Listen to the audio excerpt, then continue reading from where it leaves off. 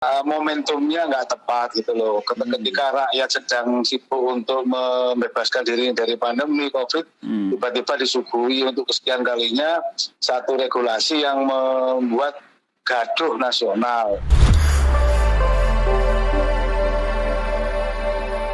Assalamualaikum Beb, ngapunten ganggu Beb. Waalaikumsalam.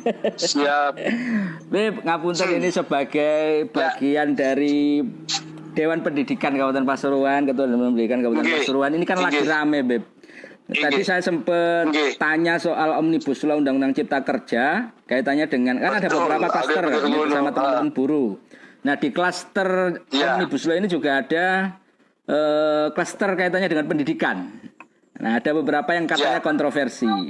Beb Channel sempat memperhatikan ini atau bagaimana Beb pandangannya Beb atau barangkali secara makro dong, secara makro filosofinya kami tapi secara teknis karena itu belum maksimal sehingga saya makronya saja yang menguasai memahami gitu. Seperti apa Beb melihat ini kemudian fenomena hari ini di tengah pandemi juga muncul undang-undang. Betul. Iya. Gimana, untuk kesekian kalinya ya ini saya ngomong apa adanya ya sebagai warga dan kalangan pendidikan lah ya.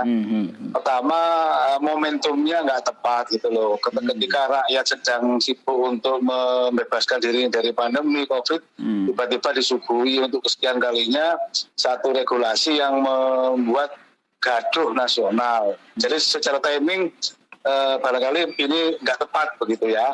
Kedua, memang filosofinya pembuat undang-undang ini siapapun mereka, apakah itu pemerintah maupun DPR atau konsepnya ini betul-betul nggak berpihak kepada rakyat secara umum gitu loh.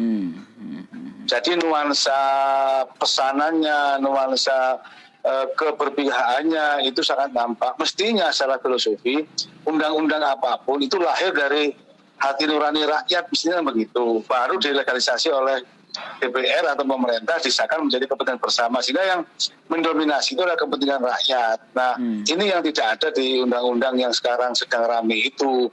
Ketika dalam konteks pendidikan, laki-laki guru, kemudian pihak peserta didik atau pemerhati pendidikan, warga sekolah, warga kampus ini juga hanya menjadi objek yang kemudian harus begini, harus begitu. Jadi nampak ditekan, diatur dan dibatasi gerak maupun langkah-langkahnya. Ini yang tercermin dalam undang-undang yang sekarang lagi ramai itu. Maka hari ini juga saya lihat beberapa komponen mahasiswa sedang bergerak Mas untuk membela. Walaupun saya tahu berat, tapi membela itu menjadi penting bagi kita gitu. Maksud saya sendiri sebenarnya kalau sekarang ini ada gerakan pun kami juga akan ikut bersama-sama gitu. Situasinya semacam ini siapa yang mau menggerakkan dulu gitu. Ya, Beb ini kan ada beberapa item yang kaitannya dengan pendidikan, terutama kaitannya dengan proses perizinan pendirian ya, yang itu ada di pasal yang kaitannya dengan dunia pendidikan. Nah, di situ kan ada item di mana bagaimana kemudian soal proses pendidikannya, misalnya aturan izin mendirikan lembaga pendidikan. Melihat ini bagaimana, Beb? Apakah memang selama ini itu dan harus dimasukkan dalam Omnibus Law atau gimana, Beb? Secara real di lapangan lah. Oke. Sebetulnya longgar ya. Jadi longgar itu aturan yang sebelum ada undang-undang Omnibus Law ini kan ada aturan-aturan yang lembaga apapun harus berizin, operasional, kemudian juga nanti ada akreditasinya. Tapi di lapangan memang cukup mudah dan longgar karena memang semangat pendidikan justru mempermudah. Tapi munculnya undang-undang baru ini nampaknya sangat mirip seperti lembaga usaha begitu ya, seperti pabrik begitu. Jadi setara. Jadi mendirikan sekolah, mendirikan lembaga pendidikan itu memang seperti pabrik begitu. Jadi lebih rumit, lebih kemudian ada sanksi dan sebagainya.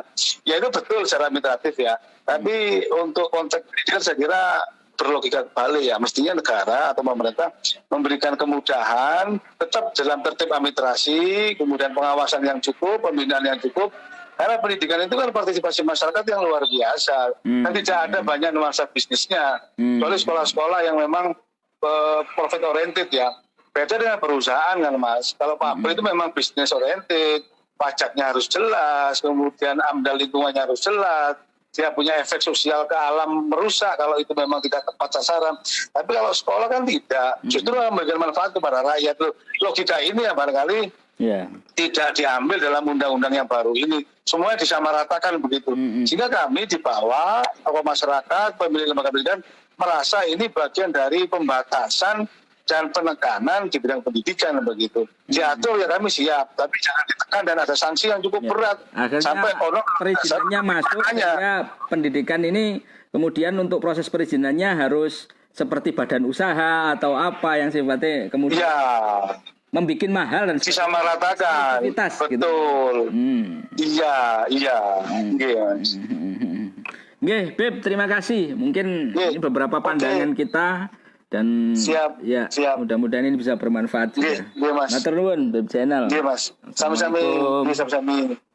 Salam.